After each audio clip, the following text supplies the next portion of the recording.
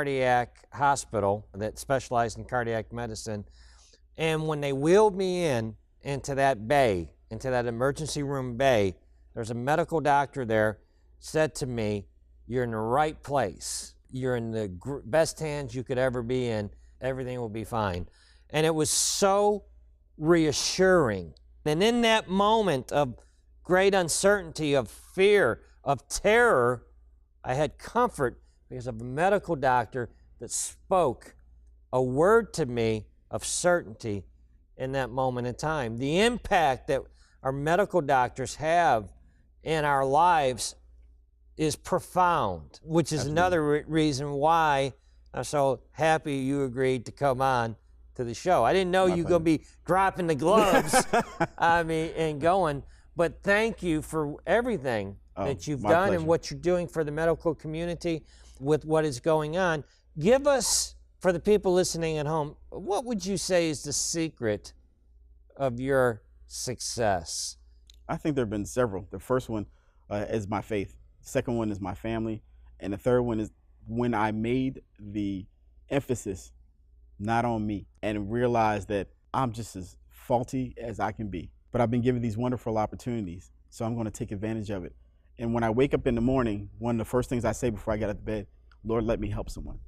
Show me who I'm going to help today. That is amazing. What do you see in the next season, this next season of your life? What do you have planned? Take us into that. Oh my goodness, several things planned. I'm going to do a lot more public speaking, motivational speaking. Yeah, I would imagine that you're gonna get quite a few invites after this show. You know, in this season, I think the coaching business is going to grow exponentially just because of the season we're in and the niche we're in with clinicians. And I think there are going to be some other opportunities to help so many other people. I think fundraising is going to be in there. Starting a nonprofit. One of the nonprofits that I'm trying to get off the ground is for incarcerated veterans that are transitioning back to society because they're overlooked.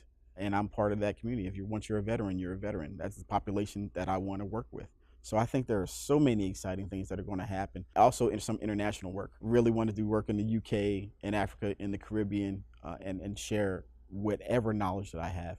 You're not slowing down. No. You're not slowing down. No, Well, sir. you speak to 200 nations, so I mean, we're going to open that door for you, for sure. Yes, sir. Doctor, what would you say to the person that had some words when they were young, spoken over their life, like you did? They were doubted when they were young. Somebody said something hurtful, and they've carried it all these years. What would you say to that young person or that person today? That you have to become a ghost killer. And what I mean by that, you're living now by the ghost of things you were told a year ago, 5 years ago, that don't even apply now. You're not that same person. And even if you are, you can still overcome that and become what you see yourself being. So become a ghost killer. Don't let things in your life just linger. Don't thrive on your past. They have no power over you now. Right. Become a ghost killer. Dr. Ramsue, we're almost out of time, but before we go, I want to give you an opportunity, sir, to speak to over 200 nations that our show is broadcast to. You've got a word. God has given you that word. I want you to take your time and share that truth to over 200 nations.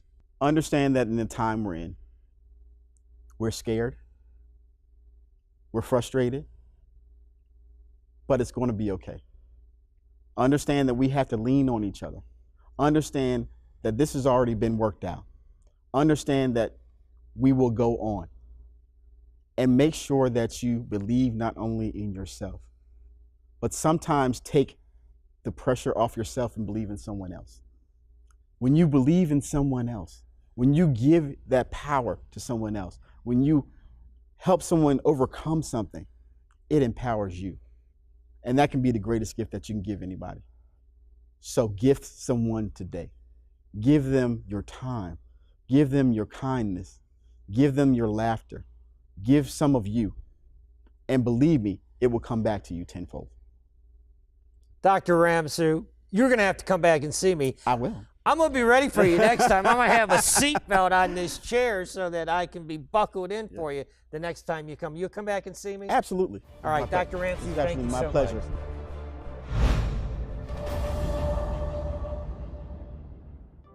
Hey everybody, can you believe we are at the end of another show? And what a show we had lined up for you tonight.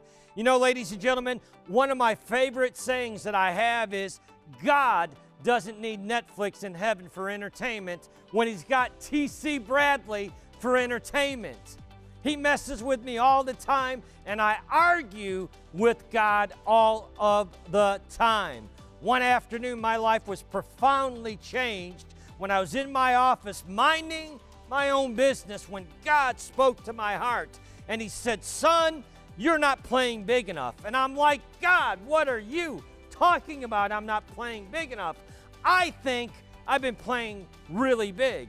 And He said, son, your definition of playing big and my definition of playing big are two different definitions. And then He laid out some areas in my life where I had played it safe. I had played it small. And I called it wisdom. And I said, God, I see what you're saying. And I made a sacred vow to my God that afternoon in my office. I said, God, I'll never limit what you want to do in my life or through my life for the rest of my life. Ladies and gentlemen, that was a sacred vow. 9 months go by.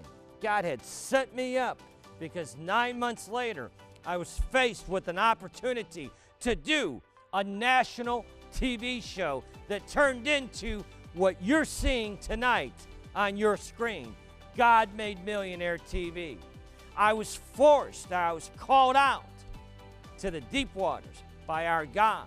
God had set me up 9 months previous when He challenged me not to go small in my life and to go to the deep waters in my life. If you want to change your life tonight and you're serious about changing your life tonight, I challenge you, yes you, right now, to make a sacred vow to your God to not limit what He wants to do in your life or through your life for the rest of your life. But don't just say it just to say it, sweet pea. You've got to say it like you mean it. And you watch what your God will do in your life. You watch what your God will do. You're not called to play small. You're called to go to the deep waters where your God awaits for you. All right, everybody, I got to get out of here. My producers are telling me we're just about out of time, but we never leave this show without throwing up our shades and hitting our music and doing our prosperity dance. So get your shades on at home, get some attitude going on, and Big Mike, hit my music.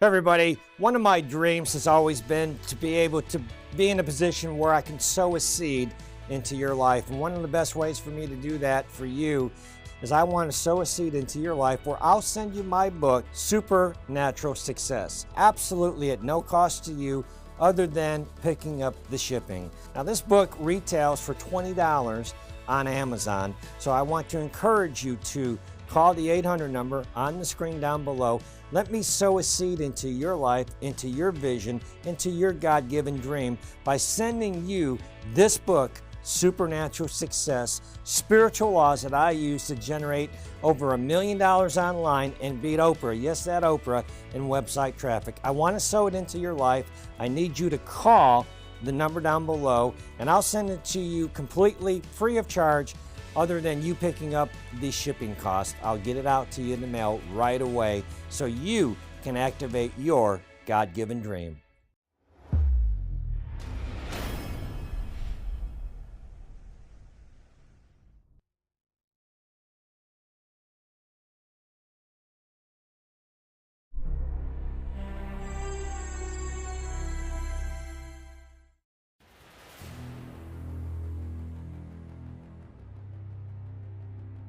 Everybody, T.C. Bradley, host of God Made Millionaire TV, the hottest show on television. And I've been waiting all week for you, yes you, to stop on by and watch our show. And what a show we've got lined up for you. Waiting on set, we have one of our nation's heroes, Dr. Clayton Ramsue.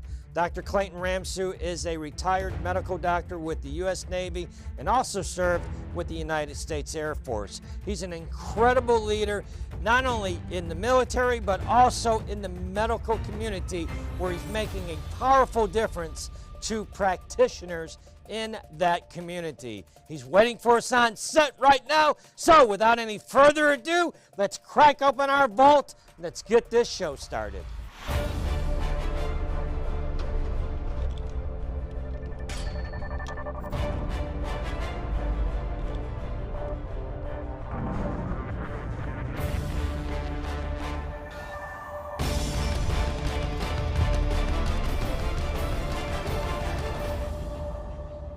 Dr. Ramsue, welcome to the show. Thanks, sir. I appreciate it. You know, it's an honor and a privilege to have you on the show. Now, you are Dr. Ramsue. You're an actual medical doctor, is that correct? Yes, sir, I am. Give us a little background of your backstory. You have a fascinating backstory. Anxious for our listening audience to know more about you. And I'm happy to tell them. I'm originally from Philadelphia. And when I was educated in Philadelphia, I went to a good school, came from a good family, but I did not believe in myself. I was told when I was in the 3rd grade that I read out loud, and when I read out loud, I sounded ignorant when I read out loud. Teachers actually told you those things back in those days.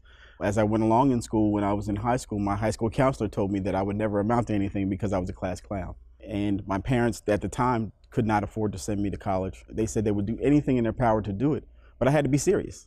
And at that particular time, I really wasn't serious about it. So I went into the military. I went into the Navy, which was good. I went into a program called Broadened Opportunity for Officer Selection and Training, which was supposed to be a 1-year prep program. And after that program, if you succeeded in that program, you would go to get an ROTC scholarship and go to college on a full Navy scholarship. That's when I met with some adversity and failure there. I still had somewhat of a math phobia. In my first semester, all your grades had to be above 75 for you to negotiate the program. So at midterm, I had a 73 in math. All my other grades were fine, in high 80s, 90s, but came the end of the semester, I had a 74.5 in math at the end of my first semester. Now in the real world, you think I would get that rounded up, but the Navy did not say that. And my contract said that if I washed out the program, I owed them 4 years of service. So I washed out that program. So I was devastated. I mean, I'm Whoa! A half a point, they didn't round it off. No, 75. They meant 75. 75 is what they meant. 75 is what was, and you were devastated. I was devastated. And at that time, I was 18. I was in San Diego, away from home, away from my parents, first time away from home. And I didn't know what to do. So, but the good thing about it was I had good enough scores to get any job in the Navy that I wanted. And I wanted to be an intelligence specialist. They told me that you can go to that school and it starts in 2 months. 2 days later, the commander came back and said, we're not waiting 2 months for you. You owe the Navy now. So you're going to go over to the hospital. Here's your bus ticket. Go around to the hospital, Balboa Hospital, and you're going to become a hospital corpsman. I had no idea what a hospital corpsman. I didn't know what that field was. I wanted to be a lawyer. I wanted to major in business and become an attorney. Right. So that was your plan. That was my plan. Right. But again, you can be slowed down from your destiny, but you can't be stopped. I didn't know anything. Wait a minute.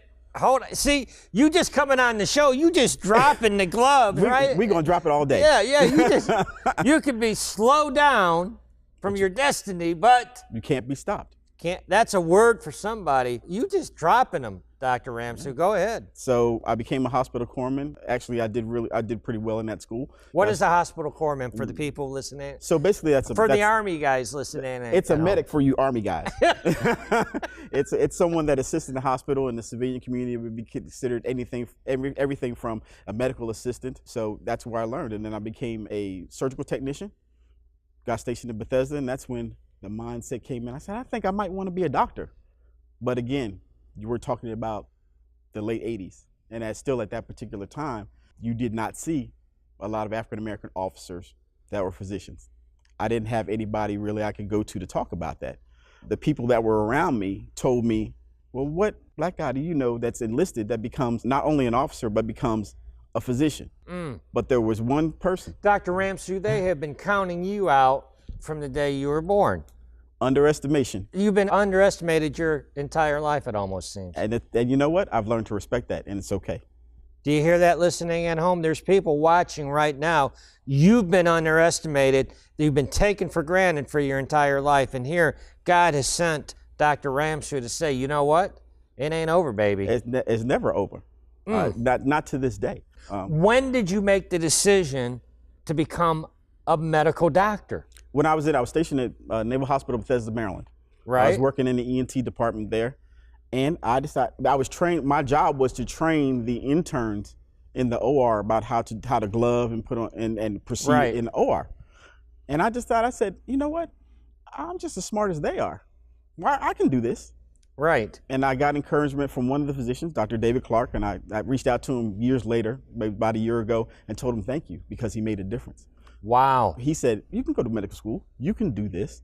If you hang in there the first 2 years, the other 2 years are just like going back to work. You've already done this. You've got this. So if that's what you want to do, go do it. Wow. So there are people sent to encourage you in your life. And you don't know what they might look like. You have no idea what they might say in your darkest moment, when you're about to give up, when you don't believe in yourself. Come on, doctor. They'll show up. I'm trying to do an interview and be nice with you. You get me ready to run. I'm ready to go hit something off the set. You got me so jacked up. I'm telling you right now. That changed a lot of things. So many defining moments in your life. So many, and still. Right. They're not over.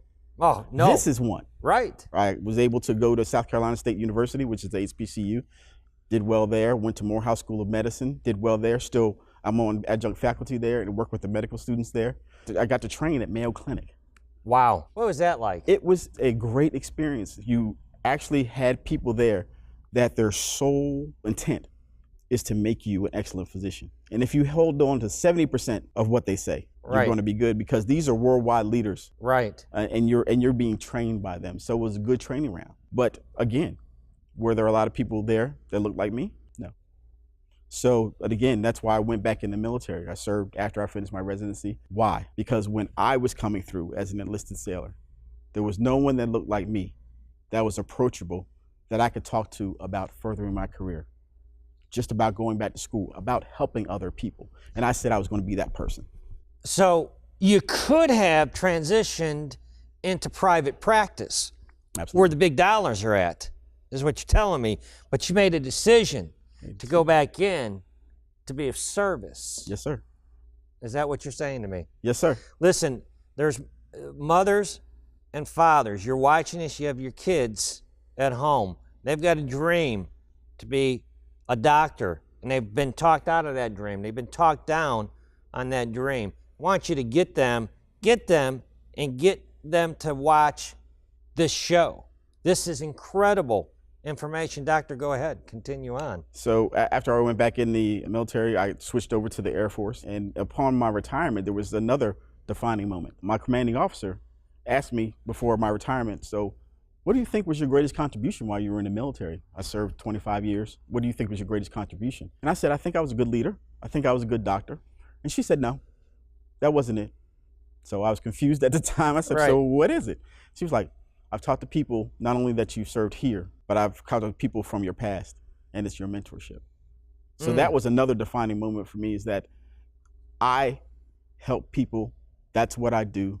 That's what I'm best at. So that launched my coaching career. My wife even noticed that when I started working back with the medical students again, that I came home fired up. I came home charged up, because these young people, I really had something to give them. Right. And I accumulated this knowledge and experience, and I really wanted to give it to them. What would you say is a key to being a great leader? Not an average leader, but I'm talking about an exceptional leader. What is a key, do you think? And for me, it is understanding that it's not about you. Realizing that you're there to serve. One of my priorities was always taking care of my troops. And even sometimes that was to my detriment. But that was important to me. Looking out for those people who cannot speak for themselves or speak up for themselves. That's what I do. That's what my family does. And that's what we're going to continue to do.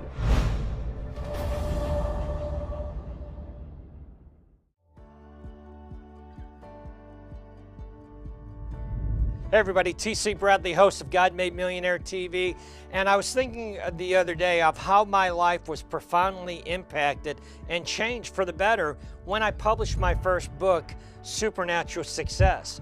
Within 45 days of publishing that book, I signed a major TV deal to feature and promote my book on that TV show. After that, I published another book, got invited back to another TV show. If you're watching this video, listen. You've been given a God-given dream to publish a book. He's given you an assignment to do, and like me, you want to try to talk yourself out of it. I didn't talk myself out of it, and my life was profoundly changed. I want to help you publish your book. If you've been given a God-given dream, an assignment to publish your book, well, we have a publishing company designed specifically from A to Z to handle all of those details for you.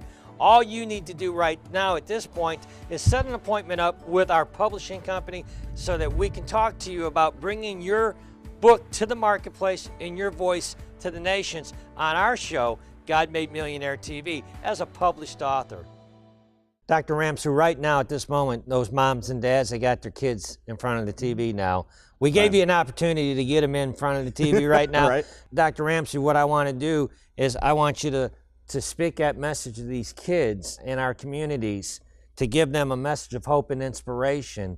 Now, I'm not done with you, but I do want you to speak to the kids right now that have that dream, but they don't have, or they have somebody that has taken them for granted, for instance. So speak to them if you don't mind, sir. Sure. What you have to understand is that there will be many no's in your life.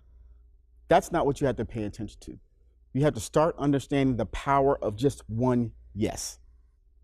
Understand the power of that one yes. Doesn't matter what someone else told you. It doesn't matter how you sometimes view yourself. Sometimes you have to understand, you have to view yourself the way God views you. And He views you as something wonderful. He has a purpose for you. You are unique. Someone is out there waiting to hear exactly what you have to say, the way you have to say it. So don't disappoint them. Be that person.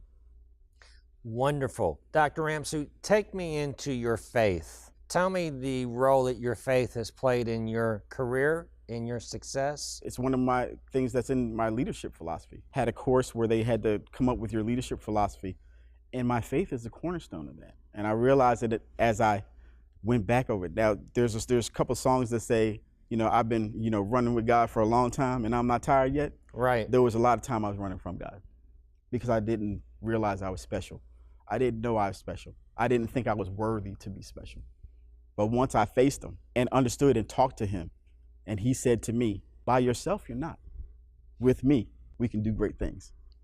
So join me and let's see where we can go. That's powerful, powerful. Dr. Ramsue, you're active in the medical community now. I know you are coaching doctors now. Absolutely. And what a critical time in this season that we find ourselves in the middle of this pandemic, to be a medical doctor. Yes. Can you talk a little bit about the stress level and talk a little bit about who you serve in the medical community, if you don't mind? Absolutely. What I do is coach physicians and clinicians, so nurse practitioners, PAs, senior nursing executives, to try to take where they are right now to their preferred reality, because it's hard.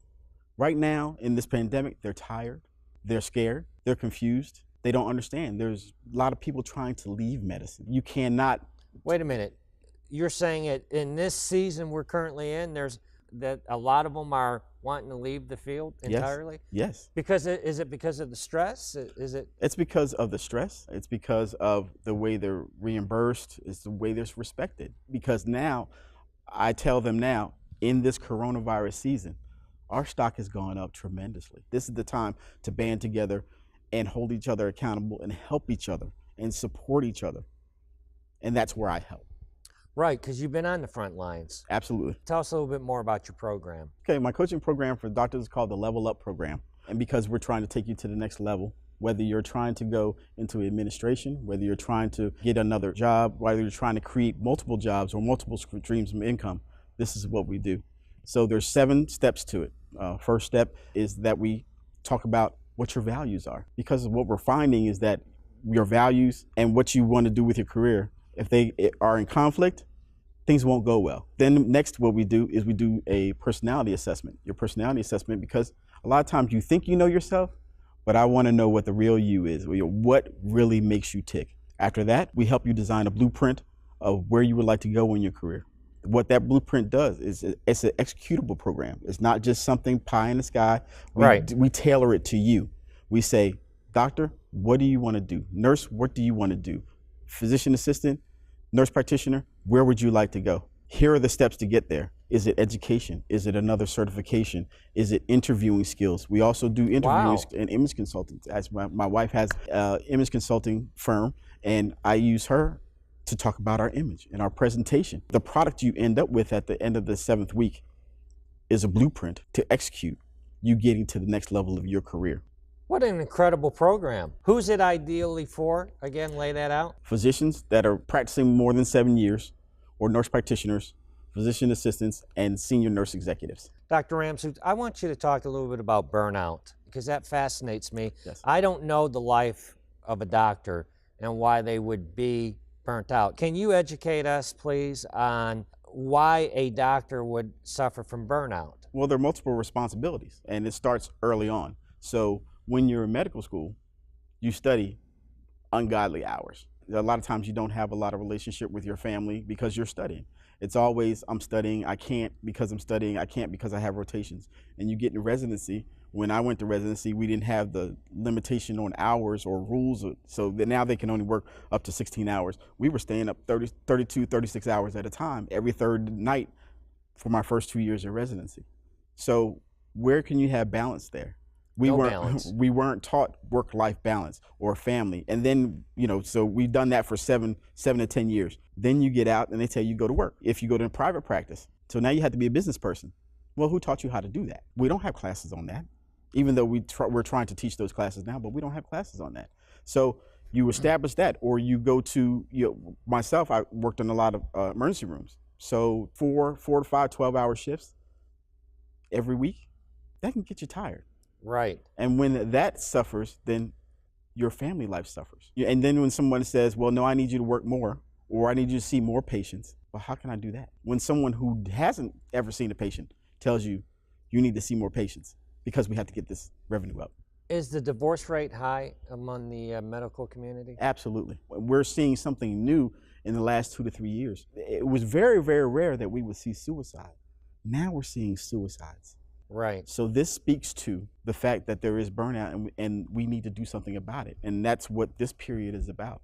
Whenever you have chaos, you have opportunity for change. Right. And this is where we have to address this now, and that's what my company helps address. And that's what you're doing. That's what we're trying to do. You're leading. You're leading men, yes, as a leader of men. Dr. Ramsue, you know my medical history, yes, of having a sudden cardiac arrest at 48 years of age.